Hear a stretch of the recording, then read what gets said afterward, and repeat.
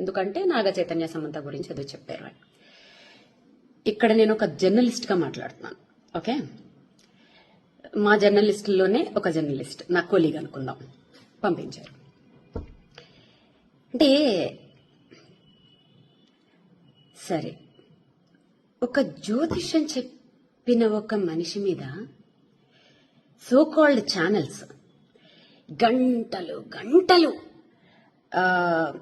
మీటింగులు పెట్టేసి గంటలు గంటలు టైం స్పెండ్ చేసేసి అంత అవసరం ఏముందన్నది అర్థం కాలేదు. ఎందుకంటే మీడియా అనేది ఎంత పవర్ఫుల్ అండి. అసలు మీడియా అనేదానికి అసలు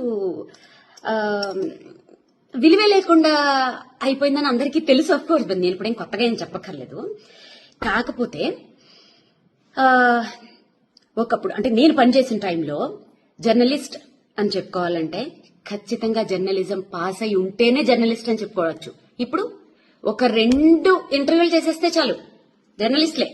ఆ లెక్కను చూసుకుంటే నేను సూపర్ జర్నలిస్టులు. ఎందుకంటే వందల ఇంటర్వ్యూలు తీసేసుకున్నాను, వేల ఎపిసోడ్లు చేసేసాను. సో కాబట్టి ఈ జర్నలిస్టులందరూ నా కొలీగ్స్ జర్నలిస్టులు. ఇప్పుడు స్ట్రైట్ ఫార్వర్డ్ గా అడుగుతున్నాను. ఈ పలానా జ్యోతిష్యం చెప్పారు, పలానా వాడెవడో టమాటా కూరలో ఉప్పు ఎక్కువ వేసాడు, ఇంకెవడో ఏదో చేశాడు, ఇవి పక్కన పెడితే నేను పేర్లు తీయకూడదు అనుకుంటున్నాను, కానీ తీస్తున్నాను. గత నెల రోజుల నుంచి ఈ సో కాల్డ్ ఛానల్స్ లో రాజ్ తరుణ్, లావణ్య వీళ్ళిద్దరిని వీళ్ళ స్టోరీని కూర్చోపెట్టి ఛానల్స్ కి ఉన్న మినిమం నీకు రూల్స్ కూడా తెలియకుండా, ఒక బీప్ సౌండ్ లేకుండా నువ్వు వాడితో పడుకున్నావు, నువ్వు దీంతో పడుకున్నావు, బూతులు. ఇంకొకటి ఏంటంటే ఒక ఛానల్ అయిపోయిన వెంటనే బయట చెప్పుకుంటే సిగ్గిపోతుంది. ఒక పెద్ద శాటిలైట్ ఛానల్స్ కూడా రండి మేడం, మా ఛానల్ కి రండి మేడం, మీకు న్యాయం చేస్తాం. ఏం చేస్తారు? అదేదో సినిమాలో లాగా పోరాడతాం అంటే ఏం ఆడతారు అన్నట్టు వాళ్ళకి న్యాయం మీరు ఏం చేస్తారు? మీకు రేటింగుల కోసం కదా.